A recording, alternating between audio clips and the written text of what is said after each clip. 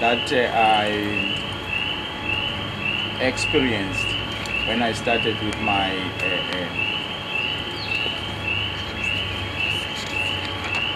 studies was an absolute lack of information on the how part. You see, when you are commencing with your studies for a master's degree, before you could start doing whatever you want to do, you must have an idea of what you want to do. I did not have any idea, yet I knew what I wanted to do, but how to do it, I did not know. And when it comes to choosing the research approach, it was also another problem. When do I choose a qualitative approach? When do I choose a quantitative approach? And what are the disadvantages, if any, or in one of the two? And what are the advantages in any? Because my choice would rather be based on the advantages rather than disadvantages. But knowing both, it would have been good for me. And when I started, of course, I'm a little bit forward. The problem that I've also experienced is the new technology, like the Survey Monkey. My target group, where I want to conduct the research, technology is not advanced. So there is no way of doing it using this state-of-the-art technology. Or what I can do is to use the self-administered questionnaire, which is the only. It might be delaying, but at the end of the day, I think I don't have any other alternative. Okay, so just tell us who exactly is your target group, and how do you intend to administer the questionnaire? Okay, my target group is the Department of Correctional Services. Okay. I'm concentrating on all the managers, line managers, and shop stewards, called according to Labor Relations Act, the trade union representatives. And they don't have electronic access. They have electronic access, but I would say maybe 5% of them, or if not even less. So the self-administered questionnaire is according to me possible as compared to other methods of self-administered, because at correctional services, once you have the approval from the national commissioner, the instruction comes from top to management areas, to the areas of management, where we will agree on the date to say, I'm coming on the 14th, 8 o'clock in the morning. All the line managers of that area will be brought together in one hall, where I will come and explain everything, issue the questionnaires, give them maybe 30 or whatever minutes, then they finish it, they complete it and hand over to me. Going to another area, because I've targeted Pretoria management area, Fabian Sport, as well as Sonnevaten. Altogether, when I calculate, my estimation is 1,200, because shop stewards is not only shop stewards of Pop Crew, it's also PSA, including their principals in each and every branch. And how long is your questionnaire? How many questions? You see, I had a problem when it came to the questions, because with a questionnaire, I could have thumbsucked the factors upon which each and every statement on a questionnaire would have been drafted. But I decided to delve more on literature to find out what has been found by other researchers with regard to my topic, workplace conflict. I looked at America, Germany, China, everywhere, worldwide. So I found 12 main causes of workplace conflict. Then I took those 12 main causes as factors to use in my questionnaire upon which to draft statements. So as I showed you that day. So the factors that are there have already been found. Yes. Mine is just to double check whether what is applicable in Germany or China Yeah. is still applicable in Yeah. the South African context. So the 12, I decided then, I said, if I'm going to compile 5 statements on each factor, I'll end up with a large number of 3. So I said 3 each, then it became 36. My font was so big, it was 14 pages, but after talking to Abel, it was very easy. He advised me, I came to 6 pages. I don't know how I came to 6 pages, but with his Abel is advice, the I came to page 6, wizard.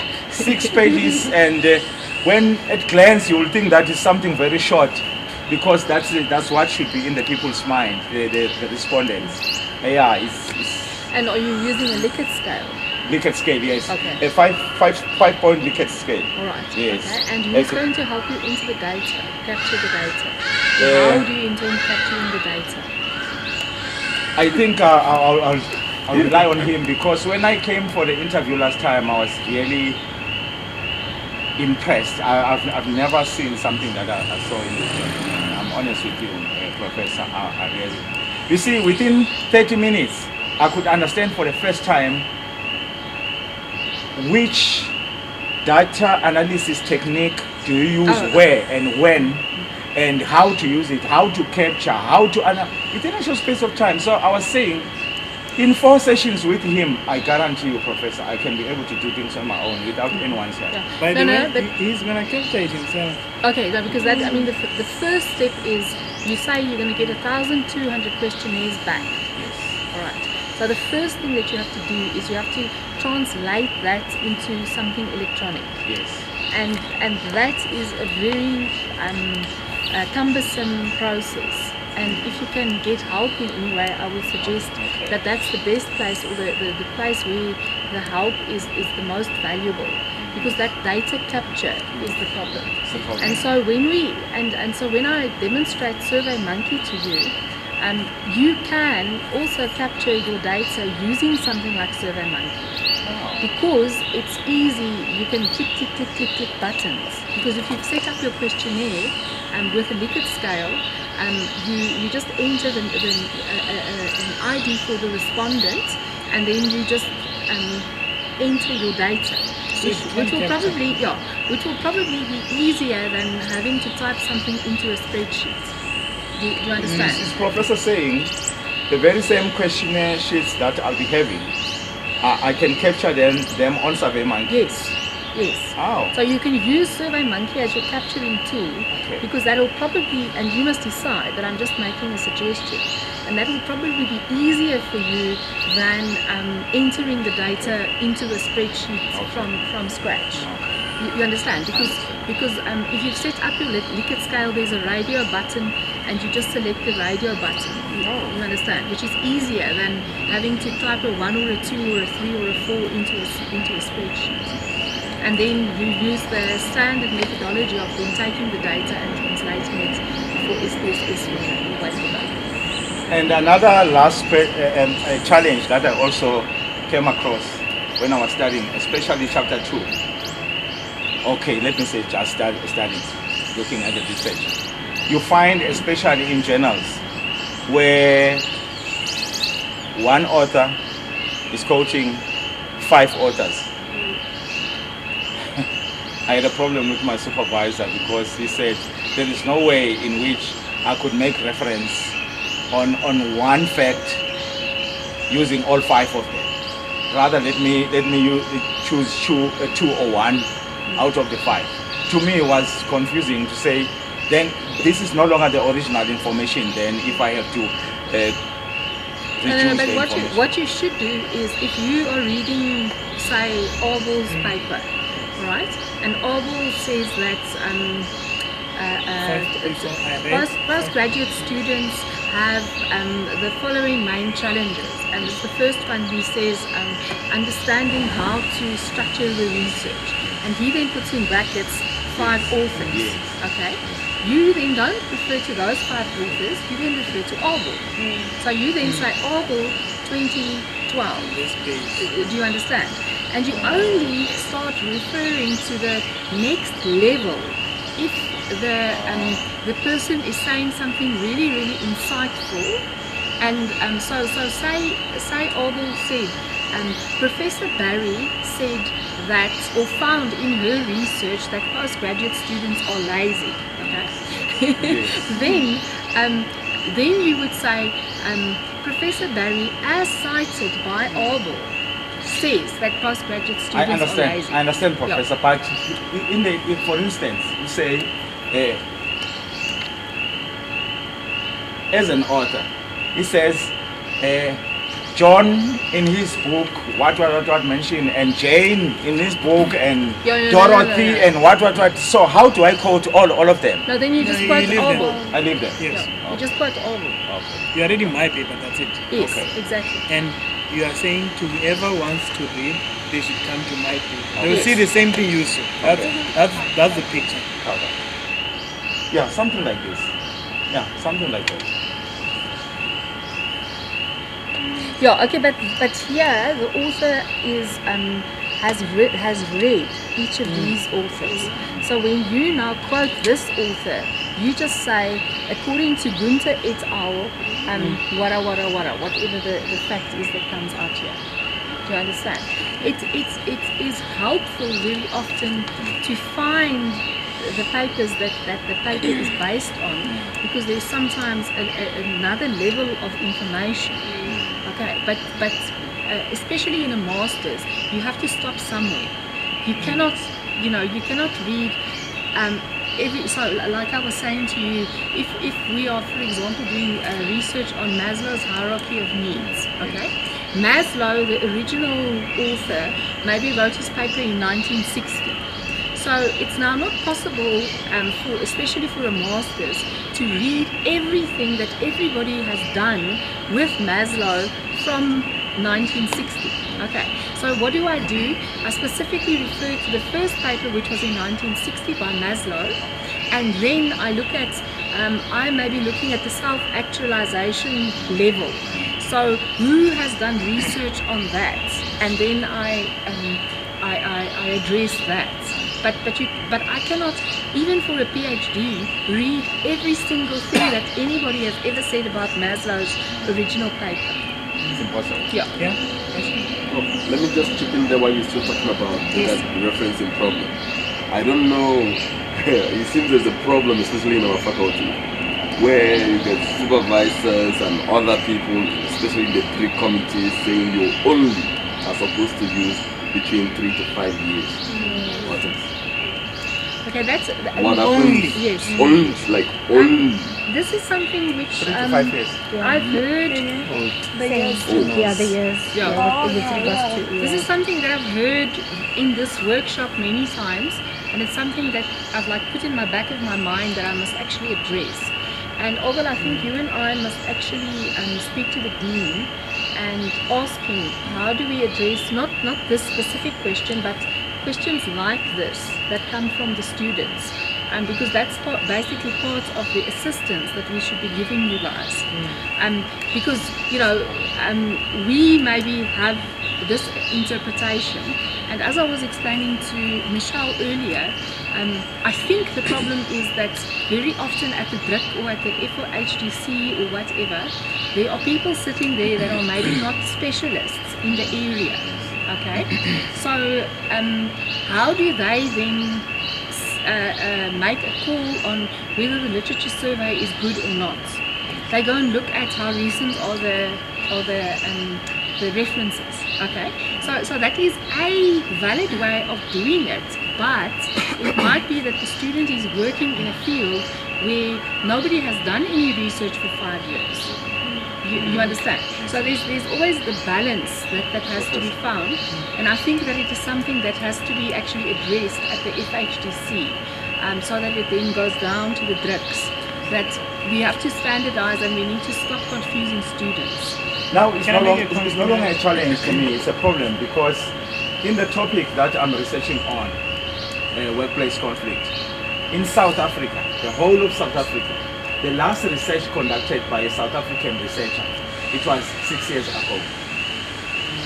The last, I checked with all the institutions, I had a lot of time because I'm doing it full time. I can guarantee you, I know even their names.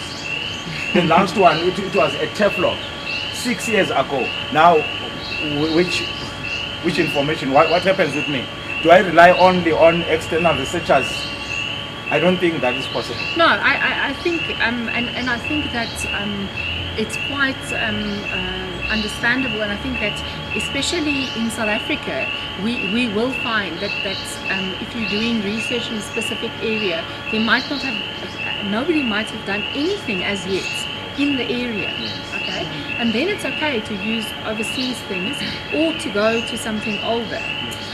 But so I think this is an issue that we should actually address, and I think that I understand and I know that for you guys it's frustrating because you want to finish your degrees now, all right? And you want the answers now. So all I can say is that Alban and I can make it better for the ones that come after you.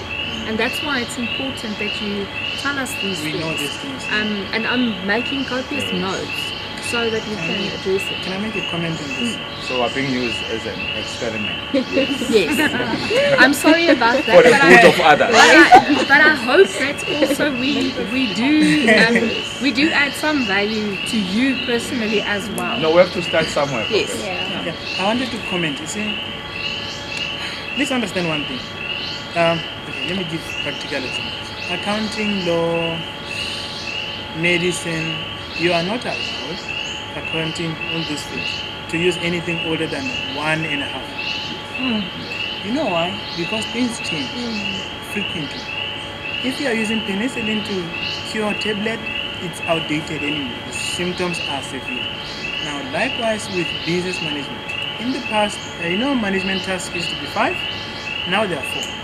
Things change, theory changes as well. Please, now there is some merit to keeping up to date, but there is always somewhere a gap where, like in this case, it's impossible to keep up to date, and then you will be the latest version, your latest input in this field.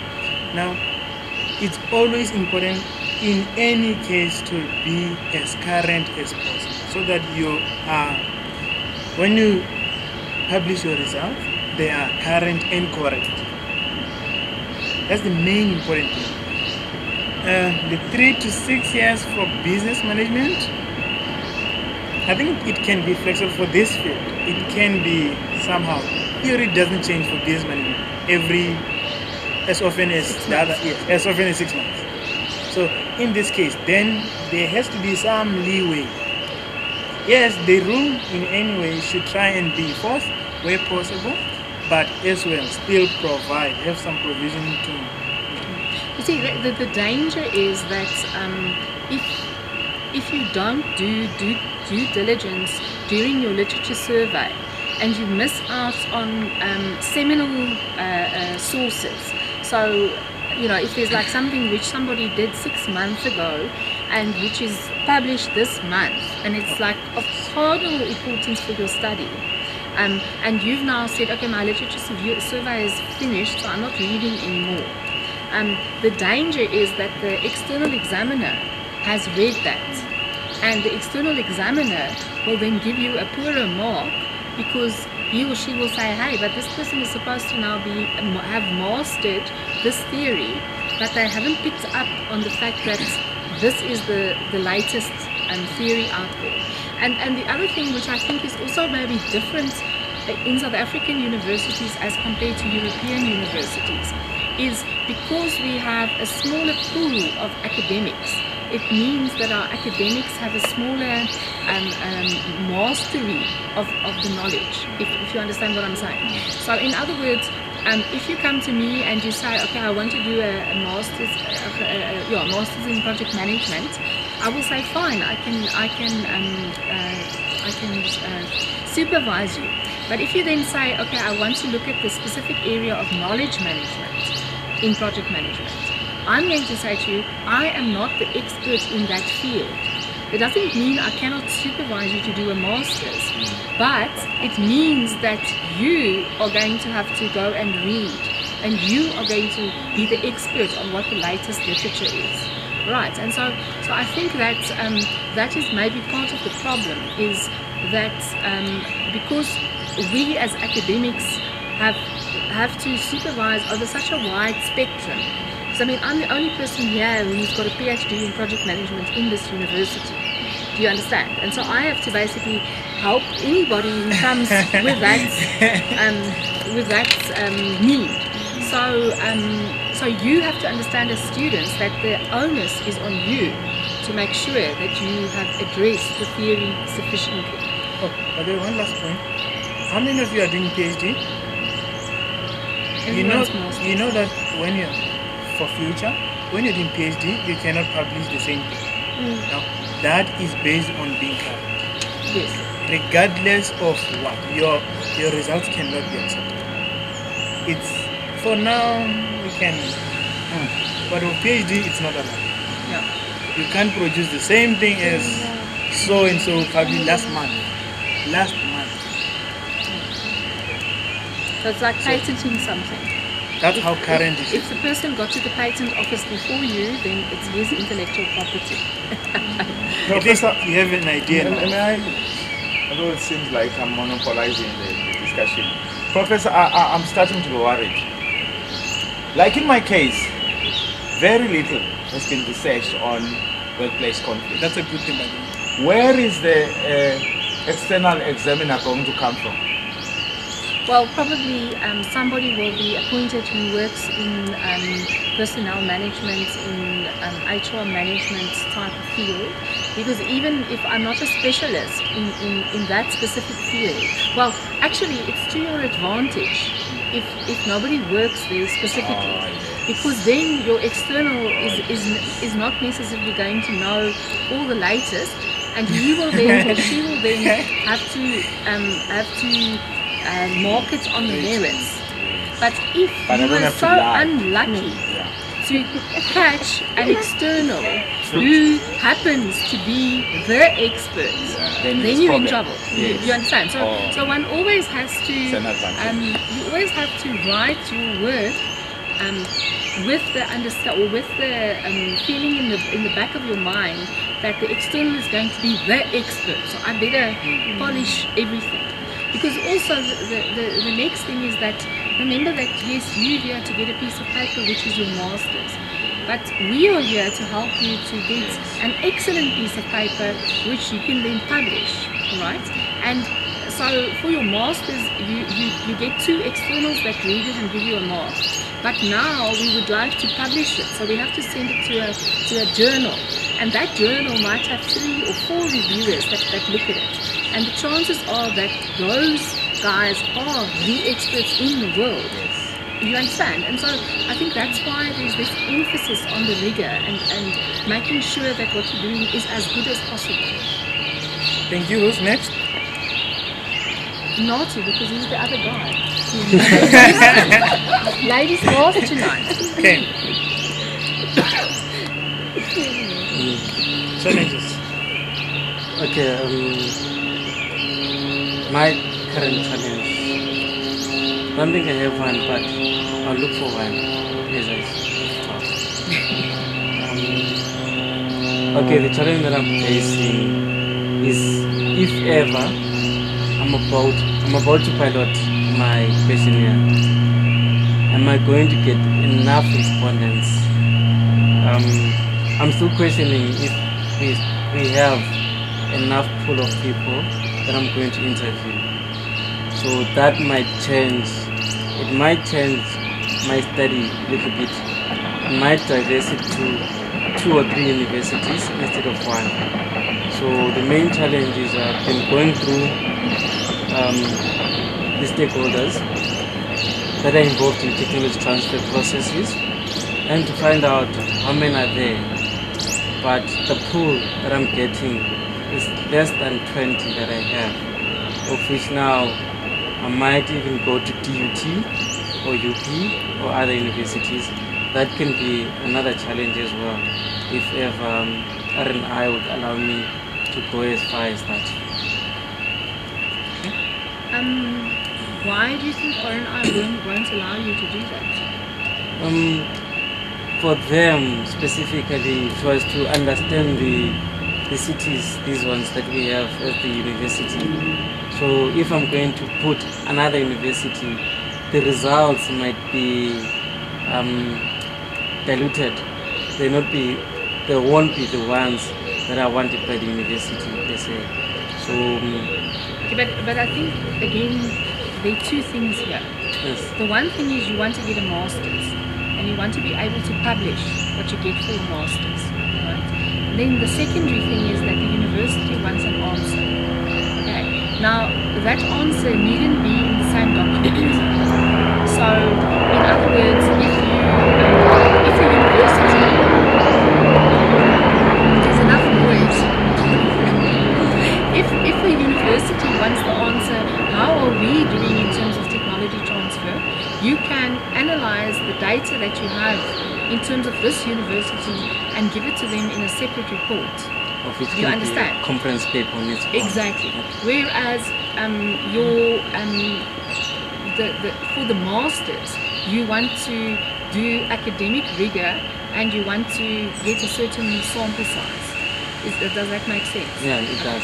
The only thing that you must remember, which I learned from Prof. Carr, is as soon as you introduce another university, you might be introducing new secondary variables, because now you're talking about a different culture and so on and so forth. Yeah. So you have to make sure that, and at the end of the day, if there are only 20 people in the country, there are only 20 people in the country. You cannot manufacture more people. Do you understand what I'm saying? Yes, I do. All right. But you have a different take on this. I had a very different perspective.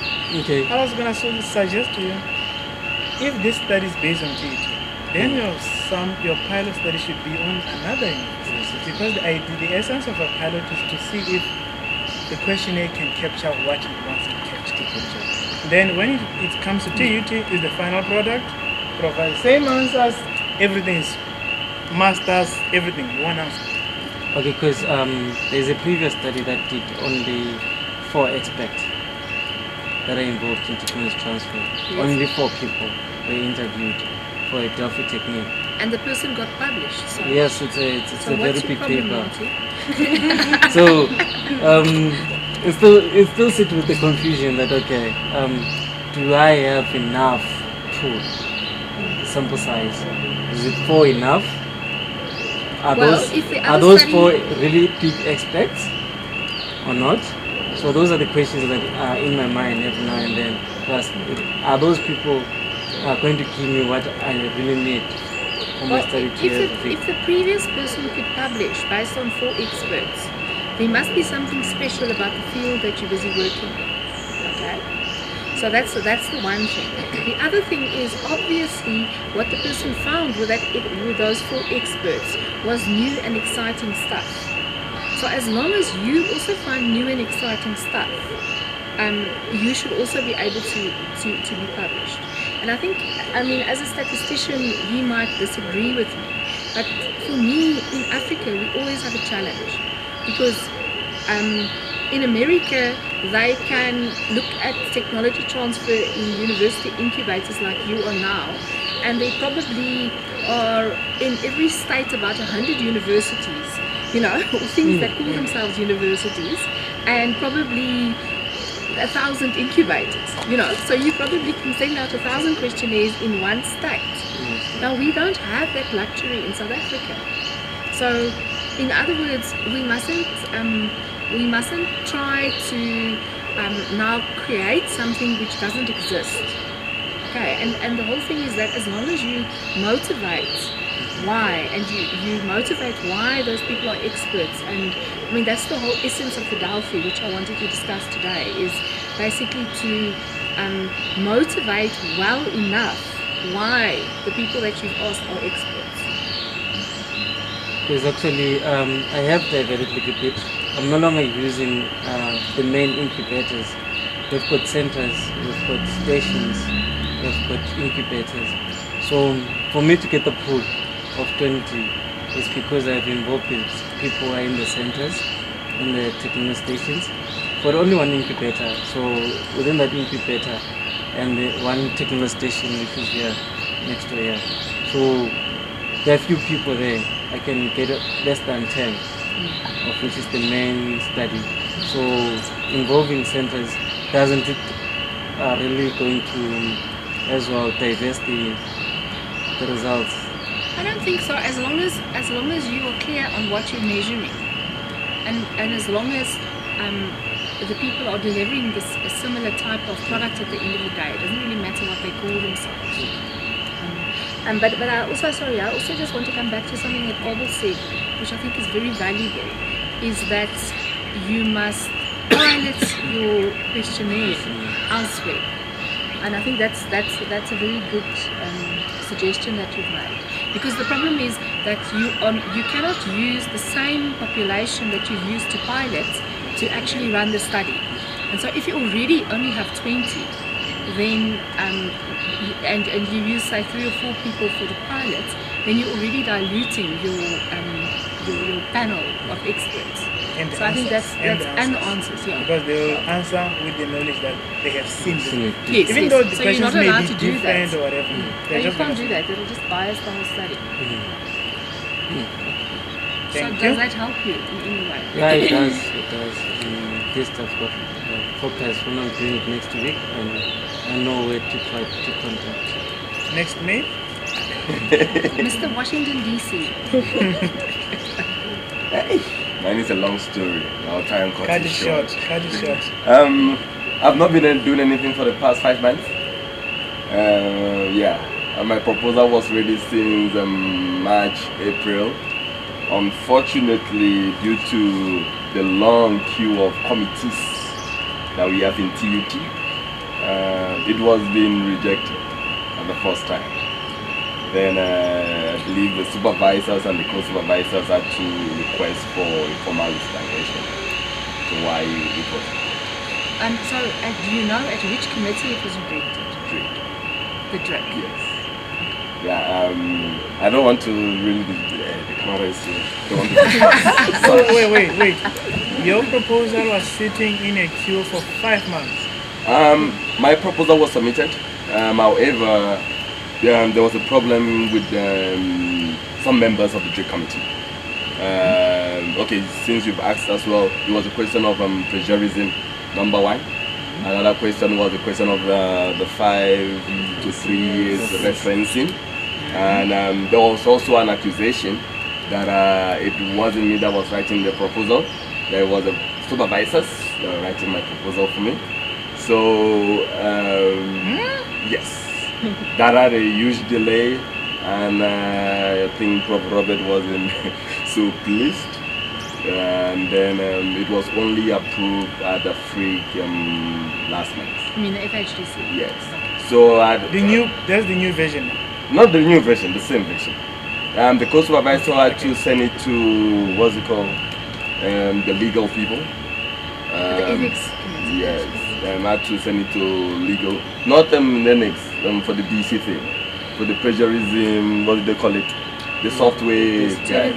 Trinity. Oh, yeah, Trinity, yeah. So the response came back. So I believe the supervisors were using that to say, look, this was the accusation, but now your Tonic-in system is saying It's not otherwise. true. Okay. So that has been sorted out April, but the real truth of the matter is I couldn't do anything. I just decided, guys, let me have a 5 months holiday until when this thing is done. But this is sad. Oh, it's sad. So- And then, however, before then, I've already collected a lot of data because my master's was supposed to start last year. Because I thought with the structured masters, you'll be allowed to start doing the research. Unfortunately, the way the entrepreneurship masters is being structured, you can't do anything. So although the work I did, I just had to suspend. So some of the things like most of the literature was already done. Just I had to add the 2011, 2012 of the current ones as well. So my questionnaires they're ready. I piloted it 2 weeks ago. I'll be waiting for response. We send a formal request for permission to collect data at the University of Botswana. So we're waiting for response for that. Then regardless, and they gave a tentative response, we'll just be giving the formal letters and everything. Okay. In a minute, if possible, indulge me. What is it on? What? Entrepreneurship intentions of university students. Okay. And you are doing this in both. Yes, University of Botswana. On the final year students. Okay. And where did you pilot this? TEED. TEED. Okay. Yeah, can I follow up on what was said? When do you pilot your research instrument, in this instance, the questionnaire? Before a research proposal is submitted, or before you, or after the research proposal has been approved? Because if that is after, it means when you attach the questionnaire for approval, it is being approved before it is being piloted, isn't it true? Sorry, the questionnaire, yes. Yes. The questionnaire is approved in principle before it gets piloted. The reason for that, for the question of the piloting of the questionnaire, is the question of when trying to get the permission from the University of Botswana. They requested things like the CV, the question and the proposal and stuff. So I had it rough, but the question was, I can't just send this out. I have to make sure it speaks to exactly what we're trying to do since we finally approved it. To avoid what is Yes, to avoid. Right, well, I think that one of the things that I've added to the list of issues that we must address at the FHDC or at the DRICS is basically that we should probably put in a process where all proposals go through Turnitin before they even go to the DRIC. Because Turnitin is a electronic software that is available freely for us, and I don't understand why we don't just do that, because the sensitivity around plagiarism is the fact that the university's name gets dragged through the mud if there is a finding of plagiarism. So the university has to protect themselves, and so that's why people are very sensitive about it. But I think in the final analysis, the way to do it is not to make unbased, accusations. It's basically to make sure that we put a process in place where that is done before the thing goes to the DRIC. Would you agree with me? Yes, and another thing, since we've just raised this issue, what happens to members of these committees that sit down and accuse students? That what? What happens since you're going to raise the issue? Because, in a way, I was seriously advised to take TUT to come. Honestly. Because it was getting up to you. So what happens to, you get people that claim they're in these committees, and they keep having, if you have a score to settle with a student, you can do it outside. Or with the lecturer. Not in such. Not in such platform, Okay. because it becomes a serious issue when you just recommend take this student to DC. Can you just switch the camera off for a minute? Okay, for sure. For the students.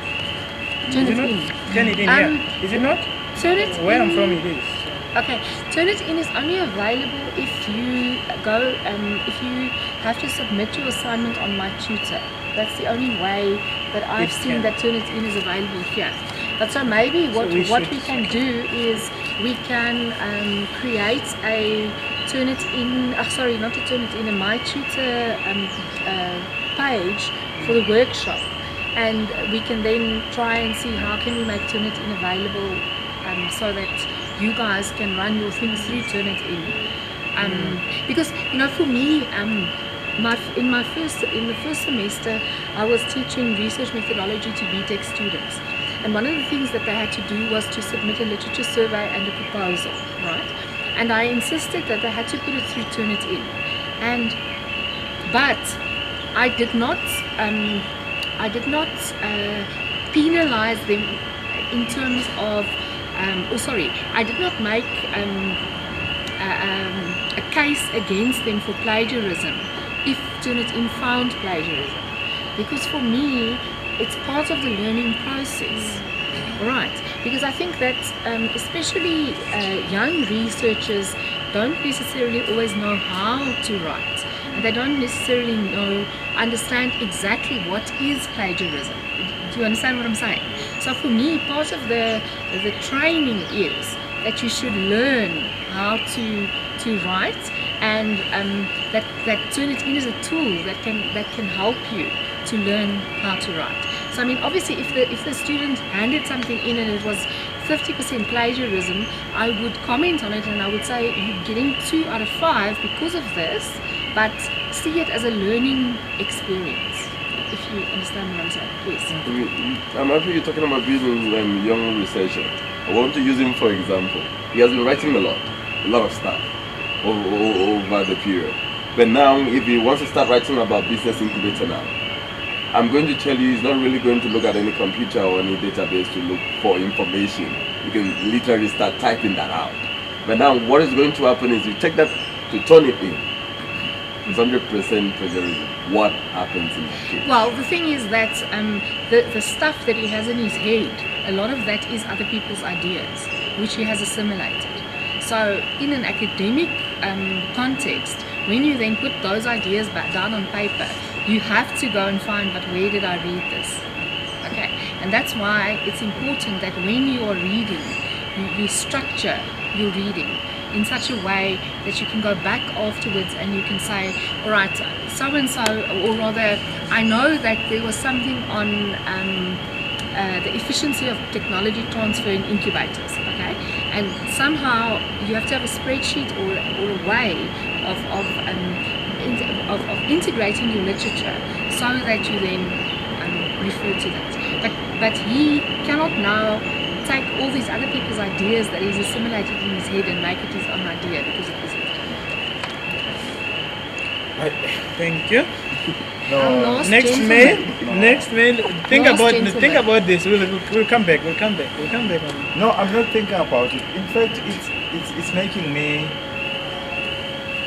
You see, whatever you do is based on confidence that you have. Once your confidence starts to be shaken, you start now asking questions.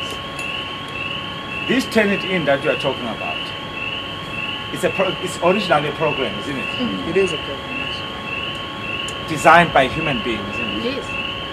So it cannot be faulted.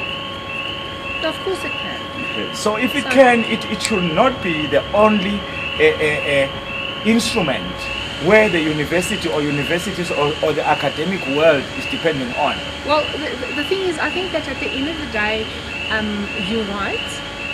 But if we go, say, 5 years back before Turnitin, it would have been very, very difficult to for him to actually say, but I didn't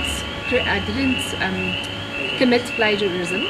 And on the other hand, it would have been very difficult for the university to prove, or whoever made the allegations, to prove it. But the thing is, now there is a tool like Turnitin. And before Turnitin, I could pick up plagiarism. Do you know how? Because because normally students that write poorly are the ones that commit plagiarism. Okay, that's now out of my experience of 30 students that I've already supervised. So I must admit, I probably drilled it into my students' heads so much that I had very little problems myself with plagiarism. But very often I would be asked to be the external the external examiner, or what's your take on this, or whatever, you know.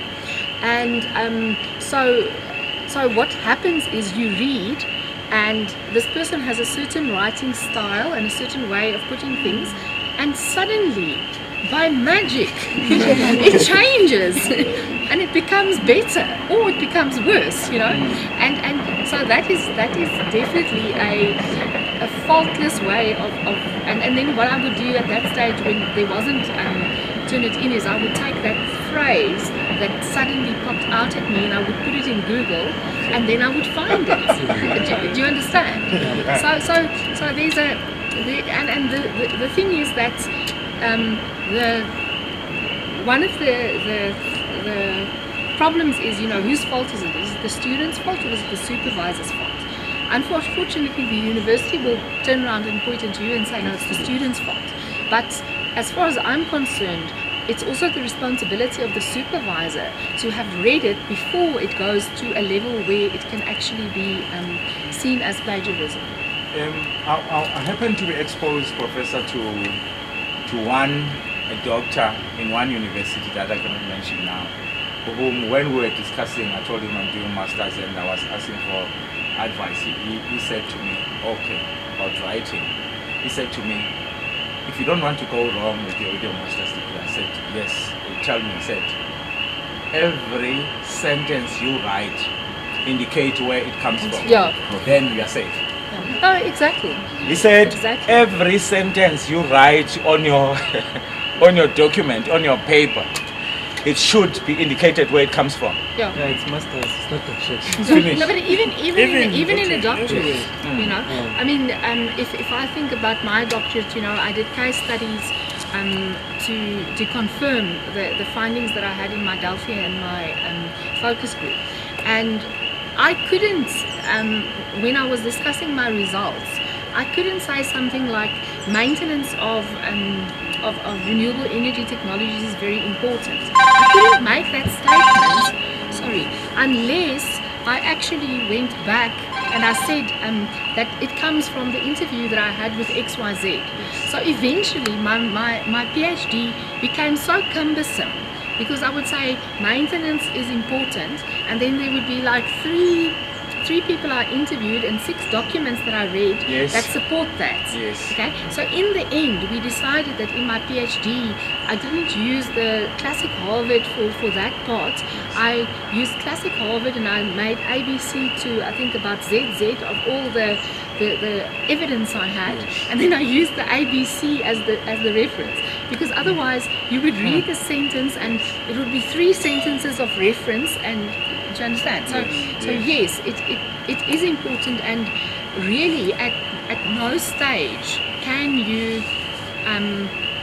you start getting away from that, because even when you're writing up your results, when you cannot give your own opinion. It's only where you do the recommendations and the discussion and recommendations where you can then start saying, okay, but I interpret this as such.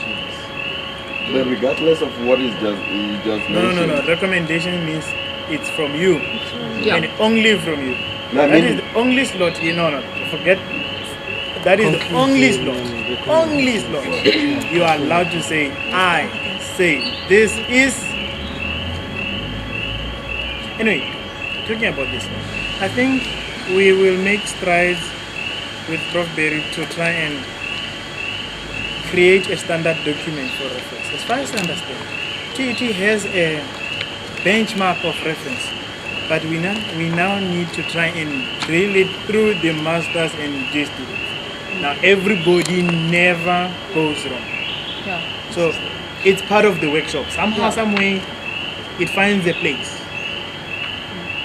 I think one thing to mention is that the whole postgraduate policy for postgraduate studies, and Naughty will know about this, is being revisited at the moment. We are rewriting it, and there's some quite radical changes that are going to happen, and so on and so forth.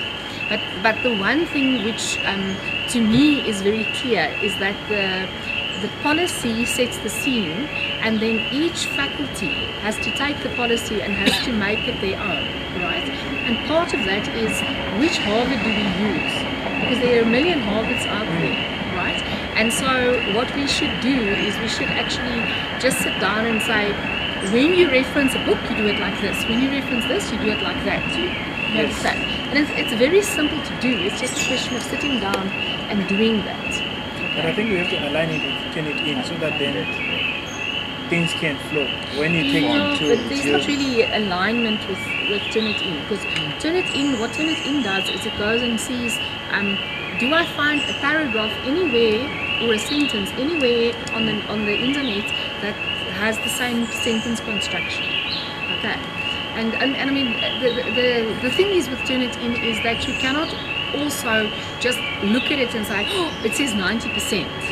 Do you understand? Because I know, for example, with my students that now handed in the assignment of the proposal, I think the lowest plagiarism level was about 40%, okay?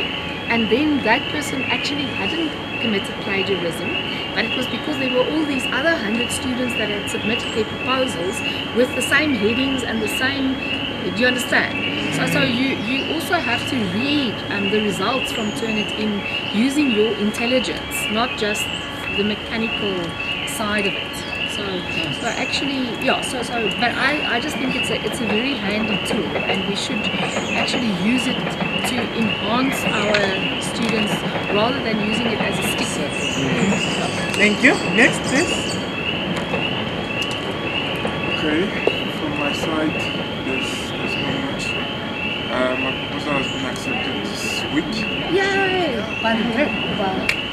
I don't know. I'm just being told. You that- don't know, you Yeah. don't care. He's It's been accepted. accepted. Just carry on. Actually, I've been carrying on a while ago, so I've always also received feedback for my chapter 2. There's not much change, except some few things about the referencing, and I also need to undertake some investigation for my chapter 2, because my topic is about green marketing, and one section of my chapter 2 is about actual green products in South Africa.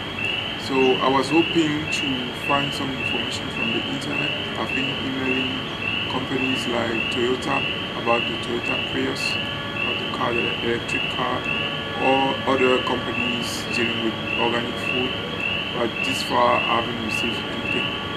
So I guess I'll have to go there myself. You were the one that last time we spoke about using social networks, right? Yes. Okay. Did you see that the guy from the UK came back with a link to something? Have you looked at that? Because I haven't had a chance. I looked at the link, but it's not very helpful. Okay. But I think that because after I've now spoken to Professor Carl and spoken virtually to these guys, my feeling is that we are allowed to be innovative in how we do our research as well. Okay, and so maybe there is as long as you can justify your sampling method in terms of wording that is used currently in literature, so something like snowball sampling or whatever. So as long as you can describe it in that term, I mean, it's a new thing. It's a new thing to start using social networks, and I don't think it's necessarily a bad thing. So it's just a question of convincing your supervisor that it will be acceptable. I think that's the hardest part, actually. Because I don't know if it was last time, we also spoke about using cell phones. Remember that? Yes. So Albert and I have been talking about how are we going to do a project to actually get it going, you know? But I mean, part of what we need to do as researchers is also interrogate the methods and to say, but are these methods that they've been using for the last 1,000 years still applicable in the 21st century? You know, and I think we mustn't be scared of doing that. So now, girls, it's your turn. Ladies, let's start with Light. Okay, cut. But you can still you're still recording our voices. Okay, I know for sure if you I wanted think, that. just continue. We'll see what it looks like. But Try switching on the lights. Just try switching on these lights. There's no power. They would have been all on. it goes on automatically. This one's separate. Yeah, but then Yeah, those ones are separate. That one's always been on. yeah, next door. that has been on. All right. It's probably got a generator or something, a backup generator. All right, who's first? Ladies? No, right. Shame, she's new. Don't scare her. Then I'll go there. You go. Yeah. Go. Okay. When I first started, I had a topic and everything. It was just a matter of me handing in my proposal, only to find out that there was another student who came in a couple of weeks later who had a similar topic as mine. So now we had to consult with our team leaders with regards to if we should continue or not. Only to find out that now we had to start from scratch with everything, which we did, both of us. And unfortunately for her, she had to start like I think 2 weeks back with hers, because she had issues with her team leader. So now she had to start 2 weeks back. So now I'm still working on it, and I have to submit it I think before the end of next week to see if it will be approved or not. So I'm just started that so far. So you're going to submit it to your study leader in 2 weeks? Yes. And then it still goes to the DIC and the FHDC? Yes.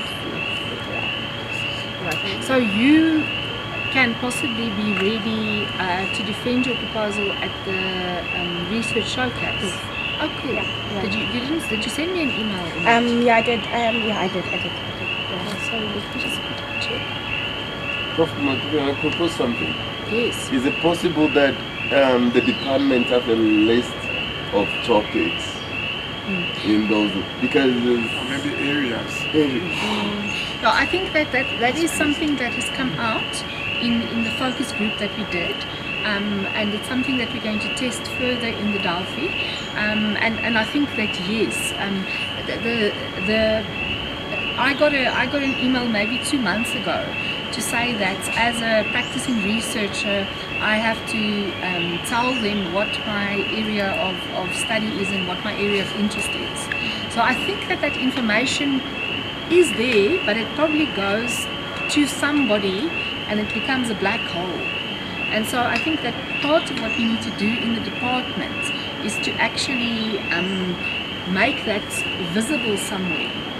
We maybe need a research website for the department, where we, for the faculty, where the people that are active in research can go and put what their interests are. So I think that's come out, and I think we will pick up on that. That will also help, because I had a lecture today with 9 potential master students with possibly 1 supervisor. Now she can handle everyone. So what's going to happen to the other ones? And they all want to research on the same area. And she's the only one in the department as far as I understood. So that would solve a lot of things. And you, within a research area, in brackets, 2 spaces available, some 4 topics possible in that. That's it. And it seems So the faculty then, does not have a yes. research area. Sorry, say again? I mean, our faculty Yes. doesn't look as if they have a niche area of research. Well, Prof. Rigambora has been trying to do that, and there is a wide, but it's a very wide, because the thing, if you think about it, there are 8 departments in our faculty. So in order to cover all 8 departments, it has to be quite wide. But I think that's not good enough for students. I think students need more at the departmental level. Who are the people that are active in research and are taking research students, and what are their interests? You know. Prof. Hoffman once mentioned something about topics. Yes. A website where you can Yes. check the active topics that they've been Yes. registered with Some each similar university. Yeah, you can just check if perhaps his topic that he's doing, someone in UP is currently doing it. So there's a certain website that Yes, can yes, yes. register There's a, all there is the a topics in South Africa that are active proposals. I can't remember the name. Yes, I also yes, wrote yes, the yes, name yes. down. Yeah. I also Now wrote there the name is down. all of you should have received the manual that was written by Prof. Hoffman for how to do your research. And in that manual, as part of your process of submitting your proposal, you are meant to go and check in that database whether a similar title is there. Okay. Because then what happens is, as soon as your title is approved, the research administration then goes and registers your title there as well. Okay. So there is this database, but the thing is, it still doesn't solve the problem within the university, because she was now working on something.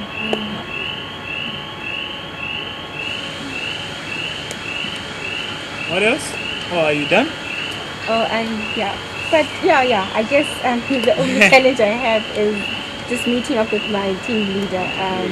Ever since the strike happened, he's been dodging me. So, Oh, okay.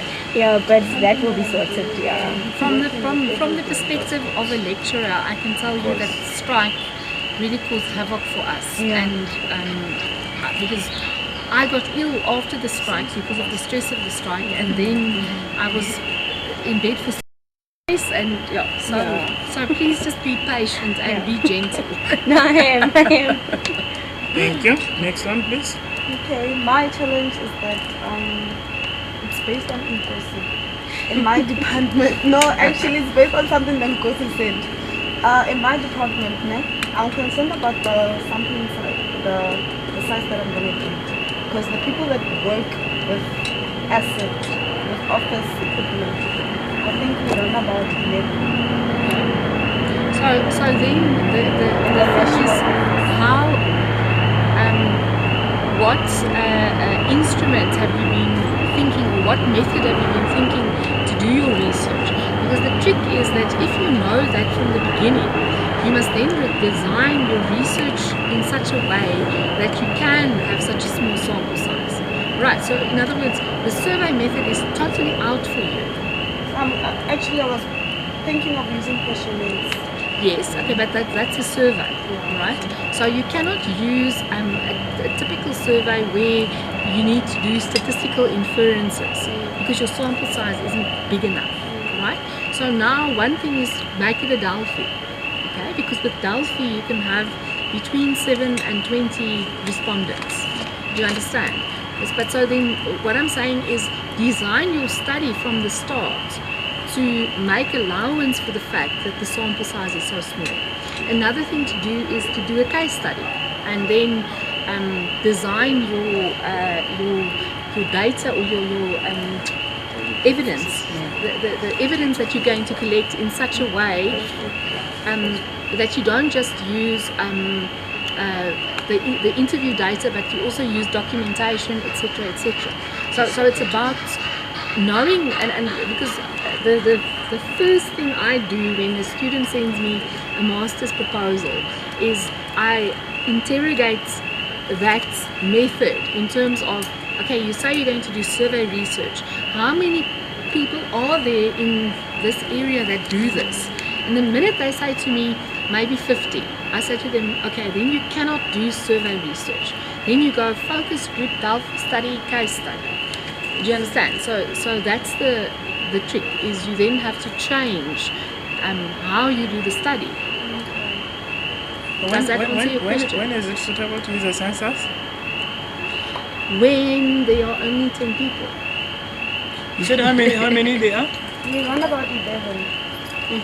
There are 11. Okay, so she can't use the census. So shoot. So I was because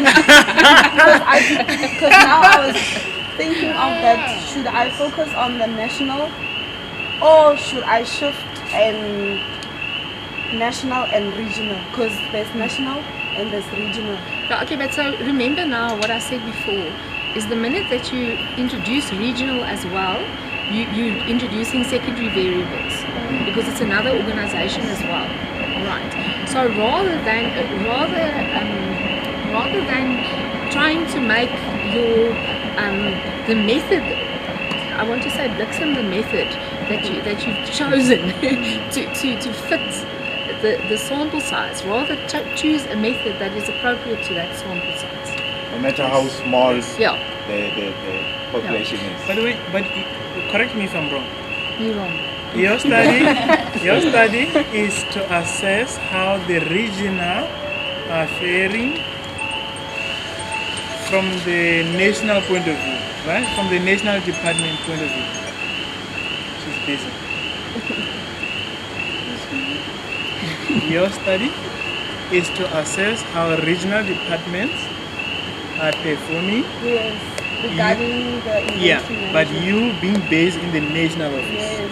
So in essence, you are trying to assess how regional departments, whatever they provide to or report to national office as this is what they did, you are going to test that from you sitting in the national office.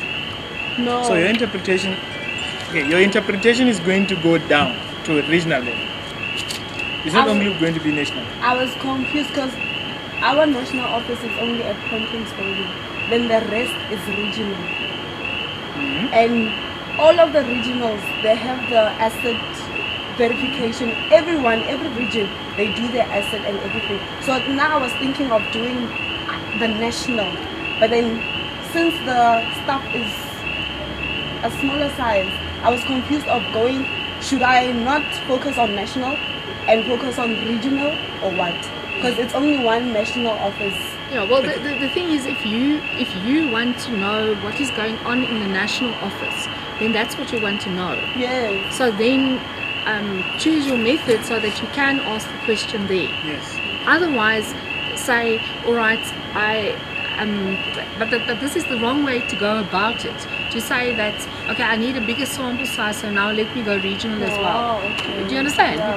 Because what you're doing is you are trying to make the you're allowing the tail to wag the dog, because you're allowing the method to dictate how you're going to do the research, whereas it should be the other way around. You should say, this is the problem, this is the research question, how do I best address that research question? No, I understand. I've always thought you are sitting national office, the regional people submit documents to the national office, and then you look at all the regional documents from there, then you infer going down. So you just want to look at the national office on its own. Yes. Just that one. If that is national office, just that one building. Yes. Disregarding what the regional people are doing. Yes. Okay. Now I get you. Case study is the best thing to do. Yeah. See, so make the method work for you. Because your interpretation is still going to be on national.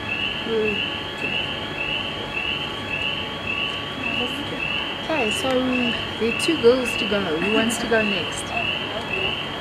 With me, also there's not much to say. My proposal has been accepted, and I received feedback on my chapter 2, and I'm just going to send it back tomorrow. And yeah, I had a question of referencing, like we did, like when there is something like this, maybe someone wrote an article and they referred like this.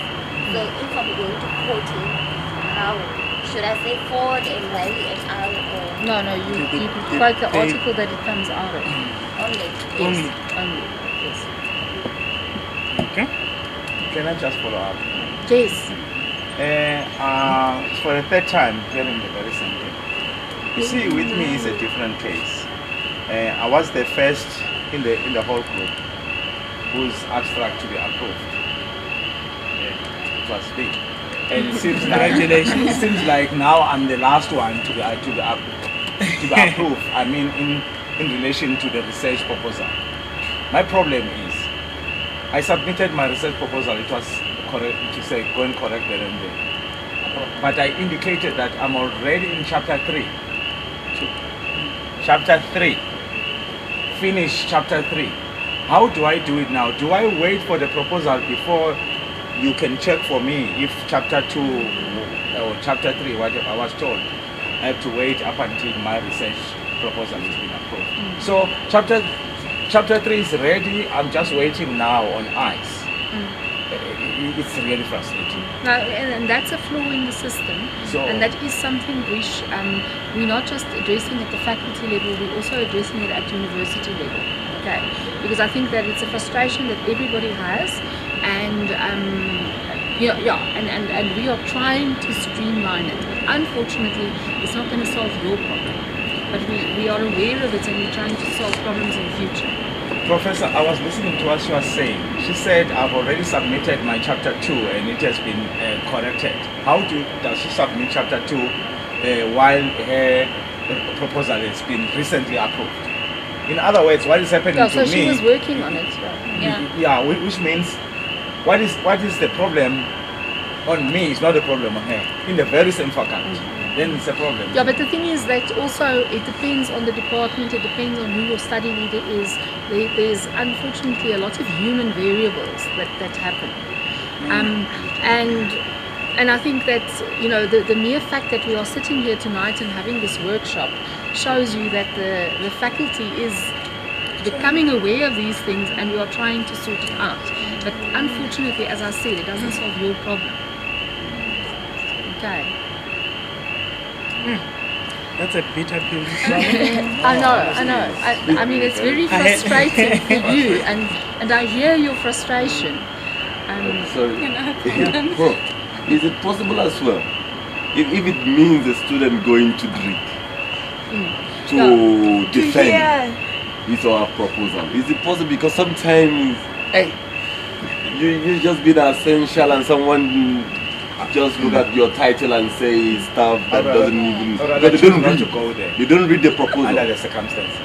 I'm sorry, but they don't read the proposal. They just read the title, the name of the student, too. I don't agree. Well, look, I mean, I'm part of that type of process in the FHDC, right? And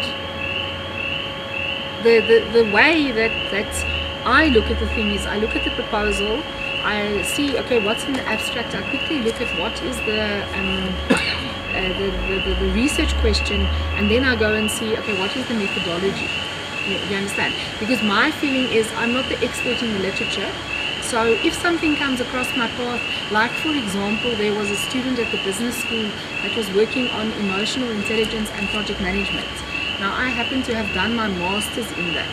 So that's the only time where I put up my hand and said, wait a minute, there is literature here that's missing. But I could only say that because I know. Do you understand? For the rest, I don't have a clue about green marketing.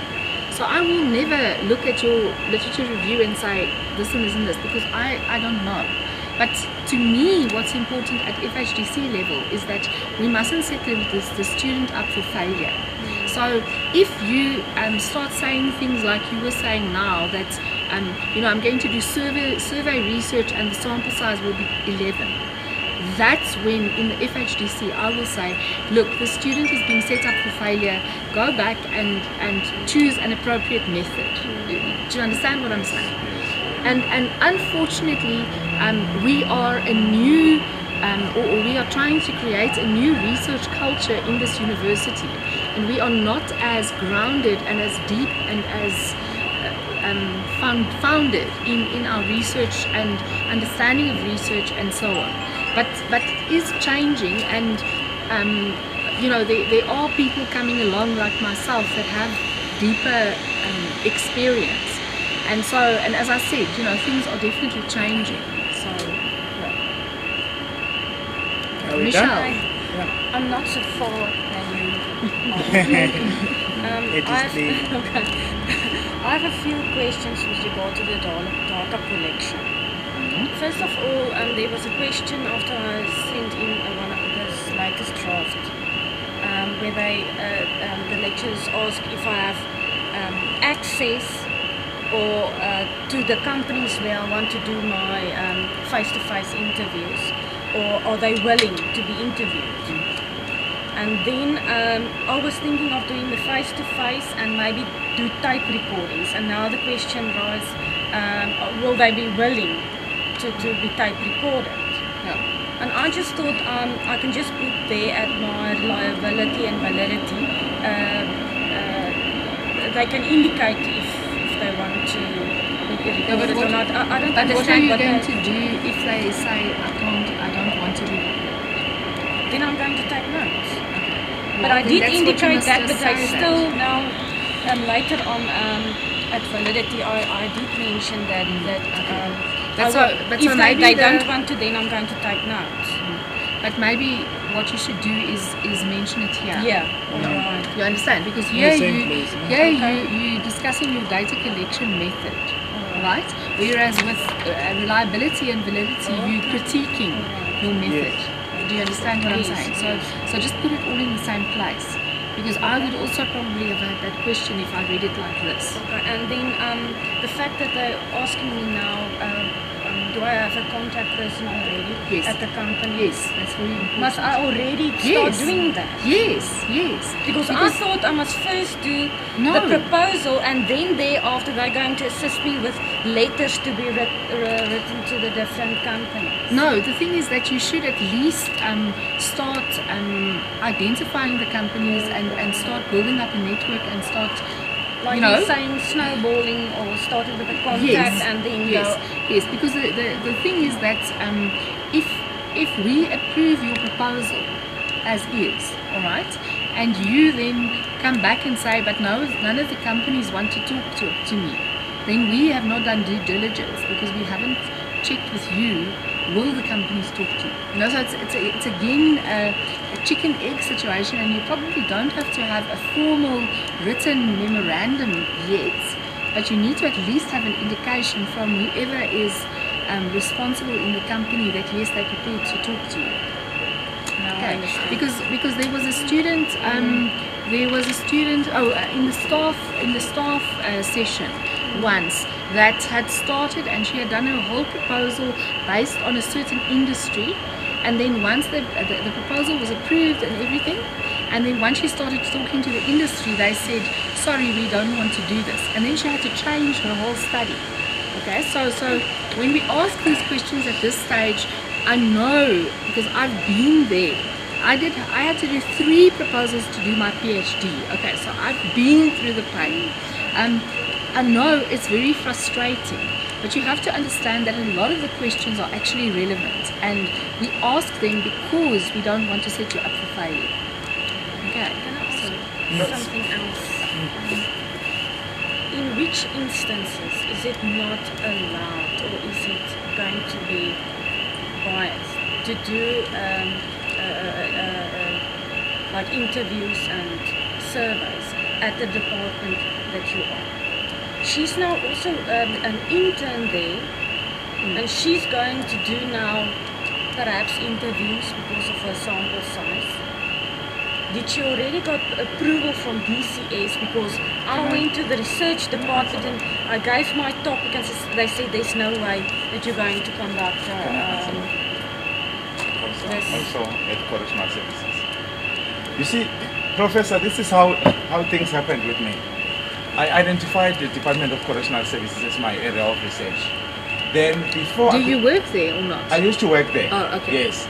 I then went to Correctional Services head office under Dr. Ben, the Director of Research, and had an appointment with her. We sat down.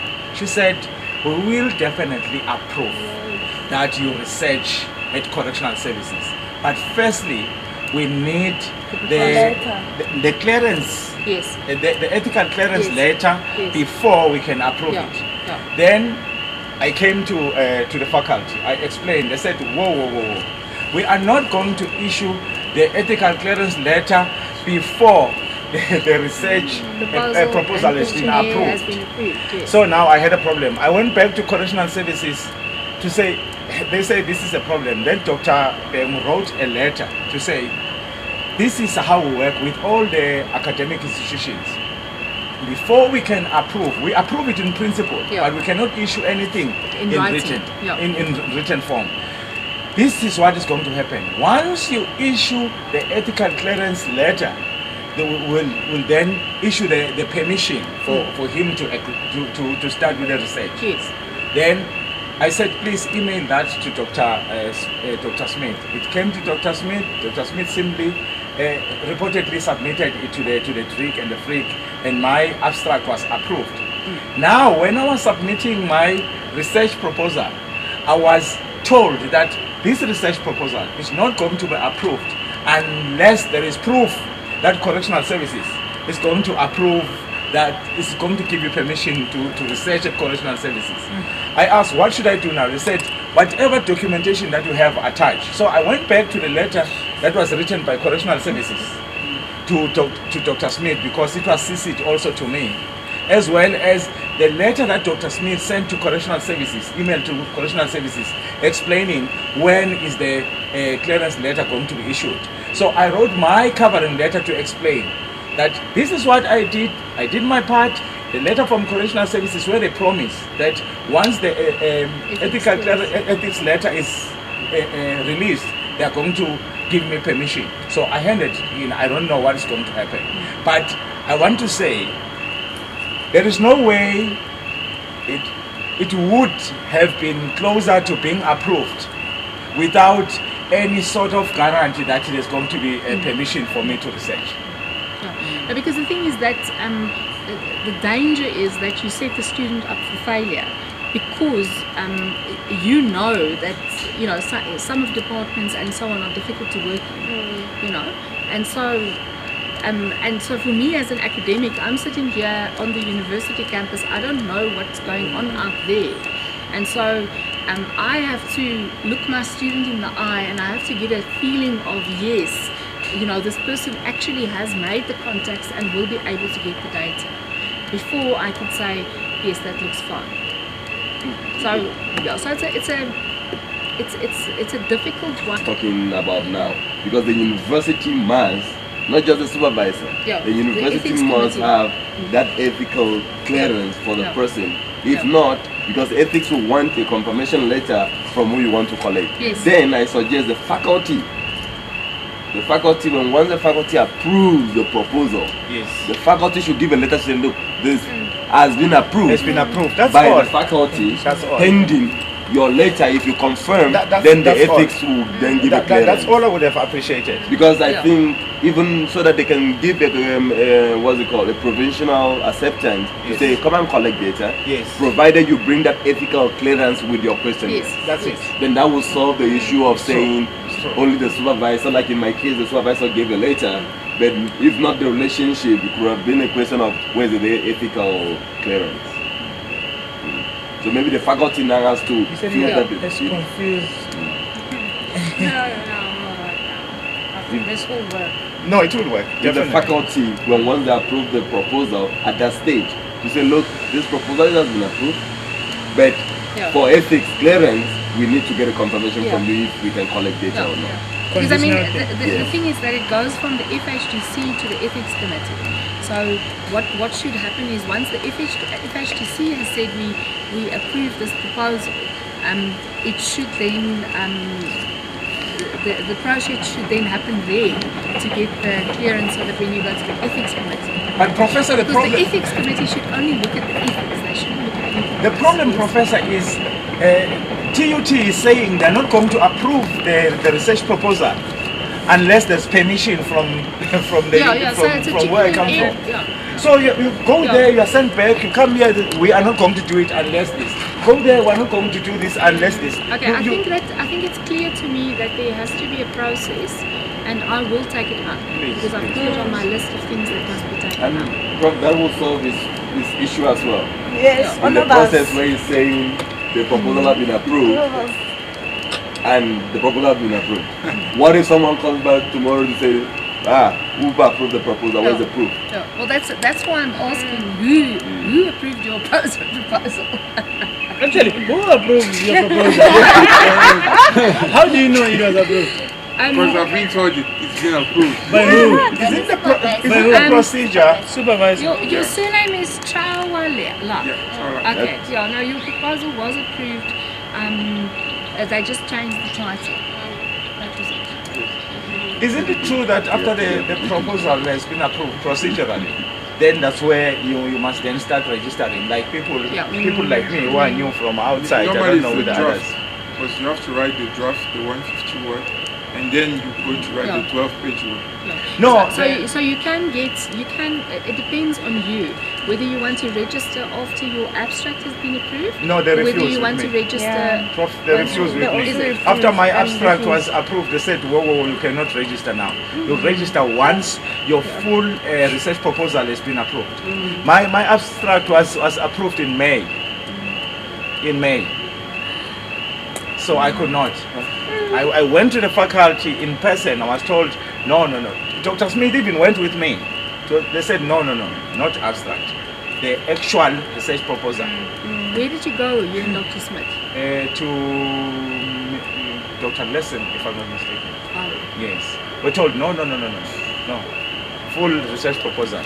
So I only have a reference. What do they call it? Reference number. Yeah. You know what I That's all I suggest have. people? Lucky enough you have Prof. Berry in your midst, and she sits in all these things. Let her approve your thing in these meetings. Prof. Berry, I need proof, by the way. Try and get proof where possible. Well, the thing is, what I've learned last Yeah, time we haven't already given is luck. I will because what happens is we get the FHDC agenda, right, about 5 days before the meeting. Then we go through it, and then in the meeting we discuss the stuff, and then I sort of make notes on my agenda, but this is not the official minutes, okay? And what I've learned now is one of the things that I must do is when I make my notes is I must actually also say was it approved or what was said, so that when you guys ask me at these workshops, I can give you better feedback. Okay, so I will do that from now. Another advice would be what Devon Prof was saying, just prepare for October.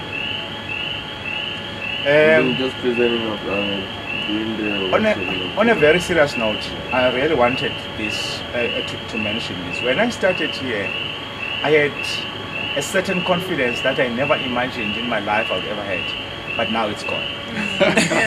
I'm serious. It's gone, and I'm disappointed with the university itself. I'm disappointed because it's like you come flying and you end up crawling. That's exactly the situation that I'm in now. I did my master's and my PhD at a different university, okay, and I still had those experiences where, you know, like for example, where my supervisor said to me, "Now this is an excellent topic for a PhD," and I wrote the proposal and everything. And when I got to the department, they said, "No, this is not an engineering topic. You can't do it." And I had to go back to the drawing board and start with a new topic. So I think it's part of the process of research, unfortunately, is some of this frustration. And you will find that now your proposal will be approved, and then your confidence will grow again, and then after your study leader has looked at chapter 3, you right down there again, you know, and it's like a roller coaster process, unfortunately. And then the worst part is when you send a paper out for publication, and that first one comes back with a rejection. I mean, that's like, you know, and what I've learned is that you know, it comes into my email and it says your paper has not been accepted, or maybe if you're lucky, the paper has been accepted with major revision, you know.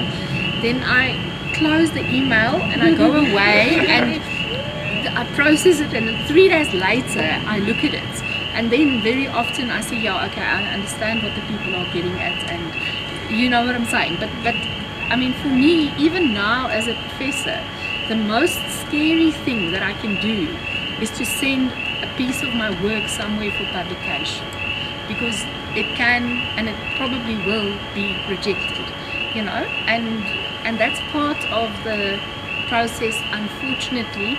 And if you are in academia like me, it never stops, because there's always, you know, you know, I had this brilliant presentation at the last conference I was at, and I thought everything was going well and the people were, you know, interacting with me, and it took one guy to get up and say, you know, what you're talking there is absolute rubbish, it will never work, you know. and that happens because that's peer review, you know, because everybody is entitled to their own opinion. Okay, now fortunately I'm old enough and I've gone through enough of the knocks to then say, oh well, this is one guy's opinion, you know, but it still hurts. And but then what you find is that 5 other people that were in my presentation came to me afterwards and said, don't worry about this guy, you know, he's just difficult. But so do you understand what I'm saying? And unfortunately, research is not a completely objective thing, especially in management sciences. It's not like in maths where either the equation is right or the equation is wrong. And different people have different opinions, and you will always get somebody who doesn't agree with you. And one has to reach the level of maturity where you say, okay, I hear what you're saying, but that's your opinion. Professor, something that I also wanted to indicate here is, I'm not sure if this is happening here, But in some other institutions, you find that lecturers, that is, doctors, professors, are fighting but using students. When I submit something from Dr. J or from Professor J, it will be pinned down just because it's coming from Dr. J, or it should not be like this. Yes, yes. I can tell you, Professor, I remember very well when we started, we were 43. So Professor Rukimbana counted 43. I remember the first day I was here. I hope the 8 that is here, there are some who are not aware that were here today. The 35 is somewhere. But if the 35 is nowhere to be found, it would really mean that really the university has to do something about the situation.